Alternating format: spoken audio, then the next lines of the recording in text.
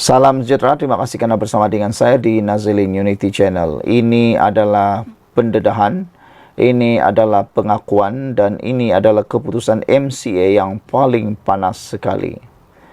Menjadi persoalan ialah sejauh mana MCA akan terus bersama di dalam kerajaan perpaduan ini dan bersama dengan Barisan Nasional.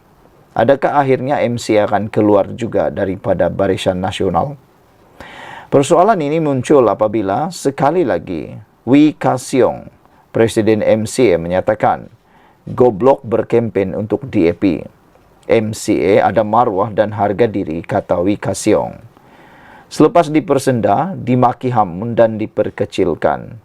Tidak mungkin MCA membalas budi dengan berkempen membantu calon Pakatan Harapan PH semasa pilihan raya di Kuala Kubu Baharu nanti. Presiden MCA Wee Ka Siong berkata, pihak yang ingin melihat mereka turun berkempen nanti perlu tahu bahawa ahli partinya juga mempunyai maruah dan harga diri. DAP juga katanya tersilap apabila mengharapkan MCA dapat melupakan segala kata-kata cacian yang dilemparkan oleh parti kepada mereka sebelum ini dan turun padang membantu memenangkan calon parti kerajaan pada 11 Mei nanti. Selepas seronok mengecam dan memaki hamun MCA, kata Wee, tidak sepatutnya DAP mengharapkan kempen mereka dibantu oleh parti berkenan. Apabila ahli parti saya terguris dengan kata-kata penghinaan pemimpin DAP, adakah saya selaku Presiden MCA hanya berdiam diri saja? Kata Wee dalam kenyataan melalui video di TikTok hari ini. Bekas anggota kabinet itu berkata demikian, sebagai mengulas kenyataan, Timbalan Setiausaha Agung DAP Eng Kaur Ming yang meminta MCA membalas budi dan jasa PH memenangkan calon BN dalam PRK Pelangai tahun lalu. Kata Eng, dalam PRN berkenan, DAP berhempas pulas berkempen di kawasan pengundi Cina untuk mengajak mereka agar memilih calon UMNO.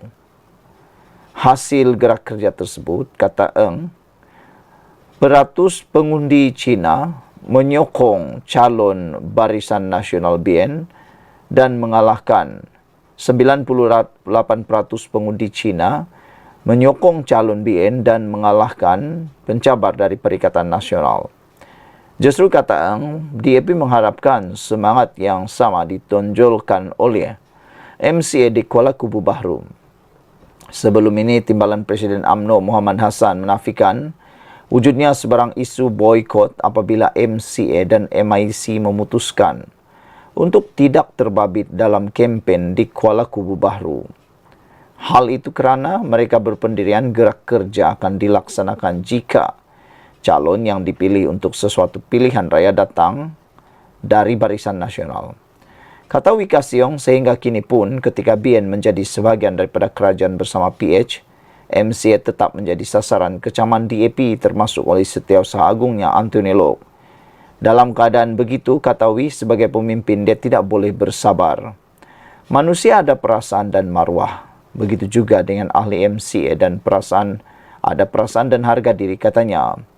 Untuk memahamkan lagi situasi dihadapi MCA, Wee berkata, DAP boleh membayangkan jika mereka dimaki hamun, dicaci dan dihina. Apakah perasaan mereka sebagai individu yang bermaruah? Takkan nak minta MCA membalas budi DAP atas jasa mereka mencarci parti saya.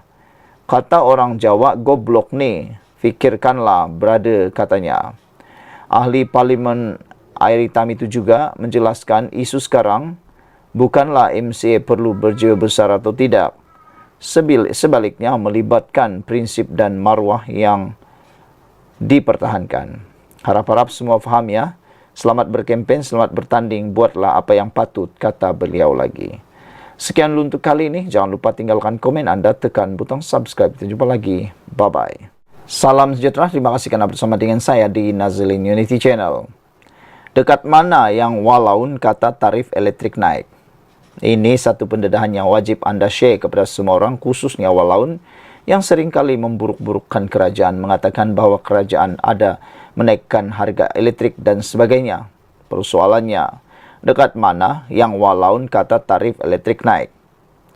Tak sudah-sudah pembangkang yang mesra digelar walaun membangkitkan sentimen membenci kerajaan Madani, termasuk menjajah cerita kononnya tarif elektrik naik. Pemerhati politik Ahmad Mursi tampil menyertakan bukti senarai tarif elektrik bagi 2011, 2014 dan tahun ini. Ini tarif elektrik 2011, 2014 dan kini 2024 yang boleh dirujuk di laman web TNB.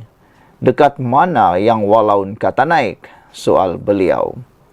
Boleh je cari tarif 2014 semasa diumumkan kenaikan dulu dan bandingkan yang ada tarif elektrik hari ini untuk rumah kediaman, ujar beliau. Malah beliau mengingatkan kembali bagaimana Kerajaan Perikatan Nasional PN ada cadangan untuk menaikkan tarif elektrik. Walau bagaimanapun katanya, Kerajaan Madani diterajui Datuk Seri Anwar Ibrahim bertindak membatalkan langkah itu sekaligus menghindarkan tambahan bebanan terhadap rakyat terutama golongan B40. Kerajaan Perikatan Nasional PN melalui Menteri Taqiyuddin mengumumkan nak naikkan tapi cadangan itu tak jadi dan dibatalkan oleh Kerajaan Madani, kata Ahmad Mursi lagi. Untuk rekod, Suruhanjaya Tenaga ST maklumkan sejumlah 99% atau 8.2 juta pengguna domestik di Semenanjung Malaysia masih menerima subsidi tarif elektrik. Kerajaan mengekalkan rebate 2 sen per kilowatt jam bagi golongan pengguna dengan penggunaan elektrik sebanyak 600 kilowatt per jam dan ke bawah sebulan. Golongan pengguna dengan penggunaan elektrik melebihi 600 kW per jam hingga 1,500 kW per jam sebulan pula tiada surcharge akan dikenakan. Kadar surcharge pula dikekalkan pada kadar 10 sen per kW per jam bagi pengguna dengan penggunaan elektrik bulanan melebihi 1,500 kW per jam. Pelarasan tarif elektrik dilaksanakan di bawah mekanisme pelepasan kos-kos tidak seimbang ICPT. ICPT merujuk kepada satu mekanisme di bawah kawal selia berasaskan insentif yang membolehkan kos bahan api diselaraskan setiap 6 bulan berdasarkan turun naik harga global bahan api. Pengguna bukan domestik kategori tarif komersial dan perindustrian voltan rendah, tarif B dan D, tarif pertanian spesifik, serta operator air dan pembentungan tidak akan mengalami kenaikan tarif elektrik dengan surcharge ICPT pada kadar 3.7 sen kilowatt per jam dikekalkan. Menurut ST, surcharge bagi penggunaan bukan domestik lain adalah kekal pada kadar 17 sen per kilowatt jam. Berdasarkan kepada penyesaran semula subsidi, kerajaan telah memperuntukkan sejumlah 1.9 bilion ringgit subsidi kepada semua kategori pengguna bagi meminimumkan impak surcharge ICPT sepanjang tempoh pelaksanaan itu. Sekian dulu untuk kali ini. Jangan lupa tinggalkan komen anda, tekan butang subscribe. Bye-bye.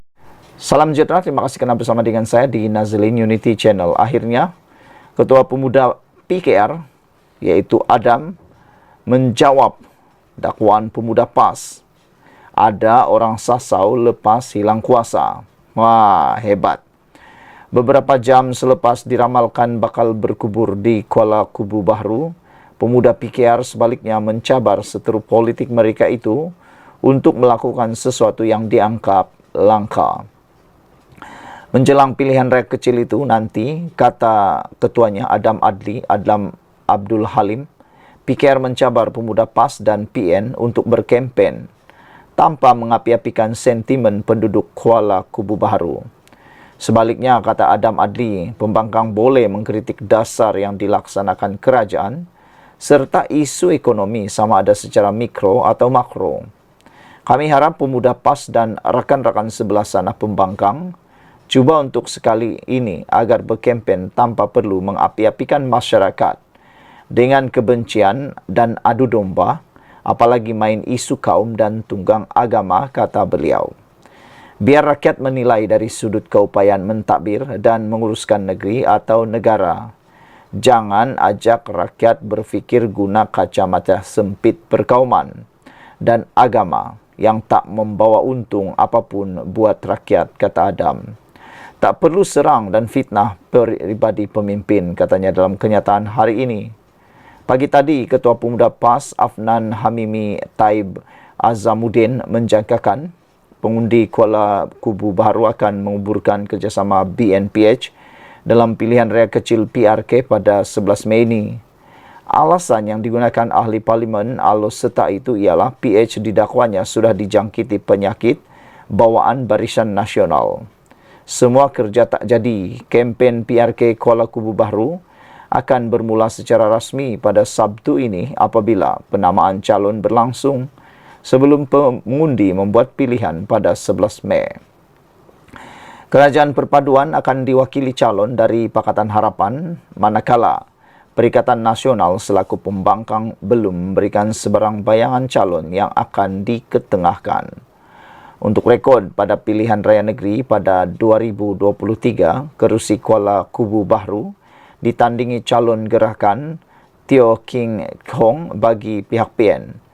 Bagaimanapun, Teo kalah kepada mendiang Lee Ki Hyong dengan perbezaan 4,119 undi. Lee memperoleh 14,862 undi. Menyentuh mengenai isu penyakit disebut Afnan Hamimi, Adam Adli berkata, memang ada masalah tertentu dialami oleh seseorang atau pihak yang kehilangan kuasa. Ada yang jadi sasau sebab tak tahu nak buat apa apabila tak ada kuasa. Pemimpin jadi rosak, mula hilang arah sampai nak tebuk atap. Rakyat pun meluat dan hilang rasa hormat. Penyakit ini perlu dijauhi dan dimusuhi oleh pemimpin, kata beliau. Selain itu, kata Timbalan Menteri Belia dan Sukan berkenan, ada satu lagi penyakit yang juga berbahaya, iaitu gemar menunggang politik, perkauman dan agama. Penyakit itu, kata Adam Adli, juga cepat merebak dan susah untuk dirawat. Kesannya, rakyat jadi berpecah belah dan hidup dalam wasangka. Apa kerja pun tak jadi, katanya. Pada masa sama, dia menegaskan, pemuda PAS boleh membuat apa saja dakwaan kepada kerajaan, namun pada akhirnya rakyat perlu diberi peluang membuat keputusan berdasarkan fakta dan dasar yang dibuat kerajaan, bukannya dengan sentimen merosakkan dan politik adu domba, kata beliau lagi. Sekian dulu untuk kali ini, ikuti terus ulasan selepas ini. Selamat petang, salam sejahtera, terima kasih kerana bersama dengan saya di Nazalin Unity Channel. Hari ini satu lagi pendedahan menarik berkaitan dengan Tun Mahathir Mohamad yang ramai tak tahu. Rupa-rupanya menurut laporan ini, Mahathir takut dengan bayang-bayang sendiri, dipetik dari myKM.net. Beberapa tahun kebelakangan ini, kita melihat Suruhanjaya Pencegahan Rasuah Malaysia SPRM mula mengambil tindakan drastik dengan menyiasat tokoh-tokoh ternama serta individu berpengaruh yang disyaki terbabit rasuah. Malah ada antara mereka ini sudah didapati bersalah dan sedang menjalani hukuman kerana terbukti terbabit rasuah. Saudara pengarang, tindakan SPRM ini juga bertepatan dengan hasrat rakyat yang mahu jerung-jerung ini disiasat dan didakwa jika terbukti terbabit rasuah. Ini juga kerana ada beberapa soalan sembang kopi yang membelenggu masyarakat mengenai bagaimana mereka mampu mengumpul kekayaan luar biasa sedangkan negara juga bergelut untuk meningkatkan kadar pendapatan negara setiap tahun, ditambah krisis keuangan dunia selain rakyat yang berdepan peningkatan kos sara hidup saban tahun. Siasatan ke atas individu-individu ini juga berkait rapat dengan pendedahan bahawa mereka memiliki harta yang melampau banyaknya dan hidup mewah. Baru-baru ini juga, bekas Perdana Menteri Tun Dr. Mahathir Mohamad acap kali mengeluarkan kenyataan membela anak-anaknya susulan siasatan dijalankan SPRM. Amat pelik apabila Tun Mahathir ini mempertikaikan siasatan dijalankan SPRM. Sedangkan beliau juga yang memperjuangkan konsep rule of law sebaik parti komponen di bawah pimpinan beliau memenangi pilihan raya umum yang ke-14. Apa yang menjadi kemuskilan ialah, sebagai rakyat, saya sendiri menjadi ragu-ragu sama ada Tun Mahathir ini yang pernah menjadi orang nombor 1 dalam pentadbiran negara bagi tempoh yang lama, memahami konsep rules of law yang beliau sendiri canangkan. Atau Tun Mahathir mula berpura-pura kurang bijak apabila anaknya pula yang disiasat. Takkan beliau tidak tahu siasatan mana-mana agensi penguatkuasa bukan satu bentuk hukuman, kerana hukuman ditentukan oleh mahkamah. Sesiapa yang didakwa di mahkamah mempunyai hak untuk membela diri, dan seseorang itu kekal tidak bersalah selagi tidak dibuktikan bersalah. Kepada Tun M, bertenanglah. Anda orang terpelajar, tak perlu takut dengan siasatan ini. Kerana Malaysia bukan mengikut hukum rimba, melainkan jika takut siasatan dijalankan akan menyingkap sesuatu yang mungkin tersembunyi sekian lama. UTV ditulis oleh Ahmad Ibrahim Hussein, Alo Serta Kedah. Mahathir takut dengan bayang-bayang sendiri. Saudara-saudara sekalian, pendedahan ini memang luar biasa. Tambahan lagi dengan pepatah Melayu mengatakan, berani kerana benar, takut kerana salah. Kalau memang benar, buat apa takut untuk disiasat. Tapi kalau terbukti salah, memang patutlah untuk takut. Sekian dulu untuk kali ini. Jangan lupa tinggalkan komen Anda. Ikuti terus ulasan selepas ini. Salam sejahtera. Terima kasih kerana bersama dengan saya di Nazilin Unity Channel. Kalau kemarin Muhyiddin Yassin menyelar Perdana Menteri Anwar Ibrahim sebagai Perdana Menteri yang bodoh jika tidak tahu apa-apa tentang titah tambahan edindum, titah tambahan tahanan rumah Najib. Ini pula balasan balik daripada Fahmi Fadzil untuk Muhyiddin Yassin. Fahmi Fadzil kata bawa balik menantu dulu Muhyiddin, baru cakap tentang tata kelola, tentang kerajaan perpaduan yang ada sekarang ini. Dan di ruangan Malaysia kini juga membalas Muhyiddin Yassin yang menyelar Anwar Ibrahim dengan gelaran yang tak senonoh itu dengan Setiausaha Politik Perdana Menteri Muhammad Kamil mengatakan bahawa Muhyiddin agak biul, tak faham peranan fungsi lembaga pengampunan.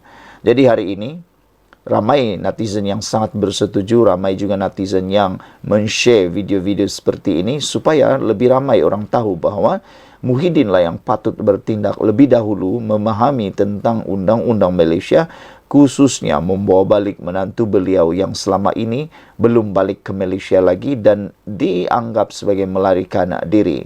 Kata mereka, Muhyiddin Yassin kalau betul pintar dan bijak pandai, bawa dulu balik menantu yang melarikan diri itu, barulah nak komen sana sini. Kata mereka, nanti terkomen diri sendiri, terjerat diri sendiri, terkena di muka sendiri, meludah ke langit, kena batang hidung sendiri, kata netizen lagi. Menteri Komunikasi Fahmi Fadzil menyatakan Presiden Perikatan Nasional Tan Sri Muhyiddin Yassin agar membantu menjemput anak menantunya kembali, anak menantunya untuk berdepan dengan siasatan. Kata netizen, kalau benar menantu Muhyiddin tak salah, kenapa takut? Kata mereka, berani kerana benar, takut kerana salah. Tindakan melarikan diri itu seakan-akan beliau memang tahu beliau salah, kata netizen. Jadi kalau betul tak salah, baliklah ke Malaysia, anda pasti akan menang dalam mahkamah, kata mereka.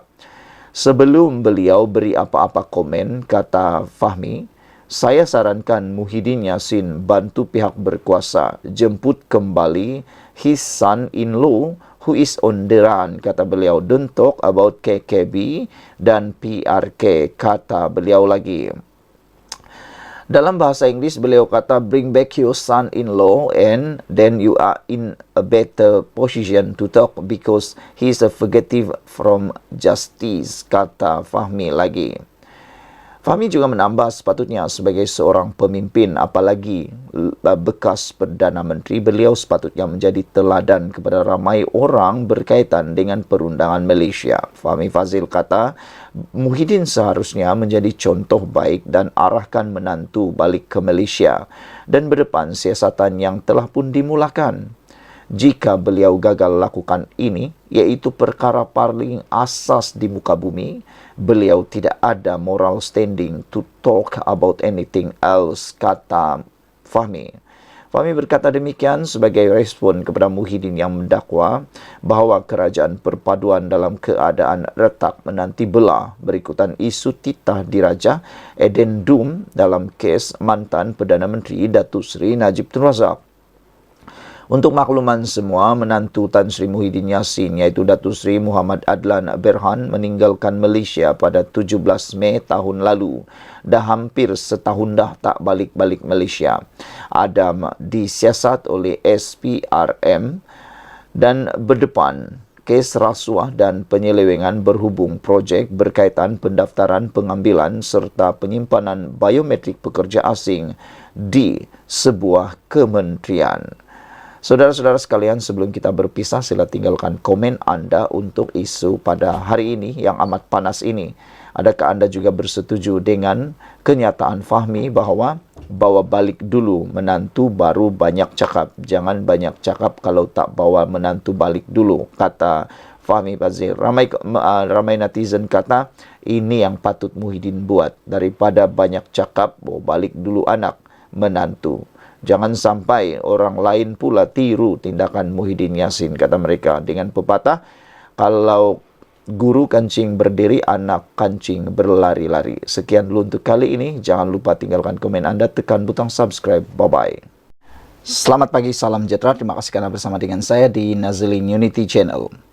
Kalau kemarin Muhyiddin Yassin menyelar Perdana Menteri Anwar Ibrahim sebagai seorang yang dengan tanda petik kurang bijak jika tidak tahu tentang addendum titah tambahan yang di Pertuan Agong.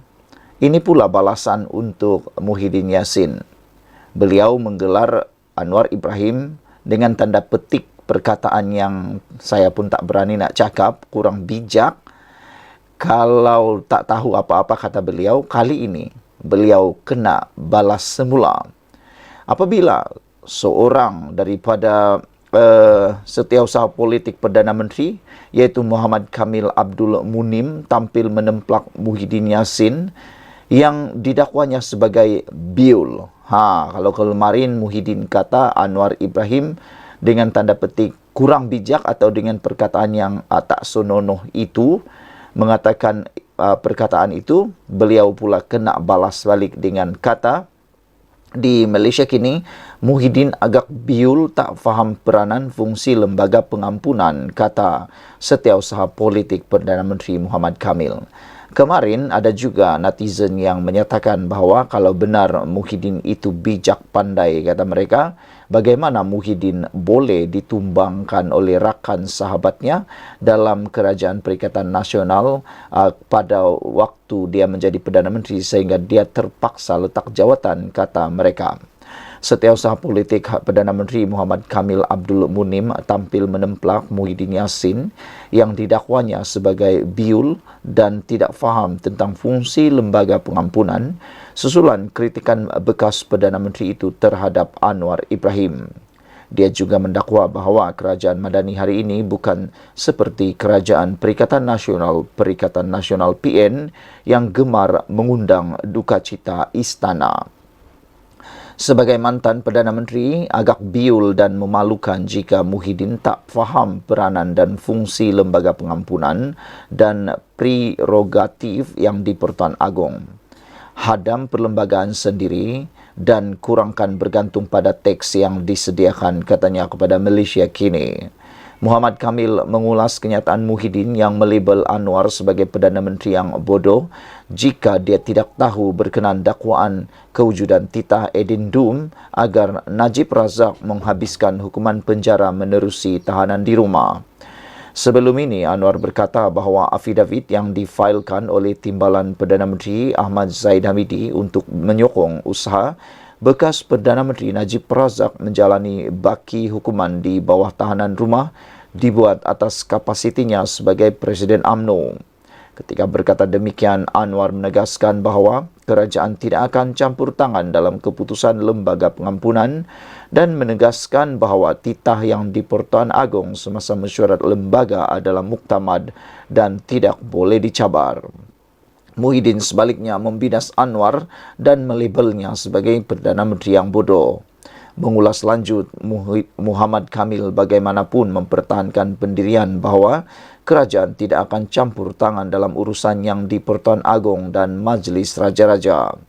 Ini beza kerajaan Muhyiddin dan kerajaan hari ini yang menjunjung dan hormat kepada institusi diraja. Segala keputusan dibuat melalui tata cara dan penuh adab menurut perlembagaan. Tidak seperti tindakan kerajaan Muhyiddin yang menarik semula ordinan darurat yang mengundang rasa duka cita seri paduka, katanya. Ketika pentadbiran Muhyiddin, Al-Sultan Abdullah Riyatuddin Al-Mustafa Bilal Shah melahirkan rasa duka cita baginda dengan pengumuman pembatalan ordinan darurat di Parlimen. Ramai pihak sebelum ini berpendapat pembatalan tersebut dibuat secara tidak berperlembagaan.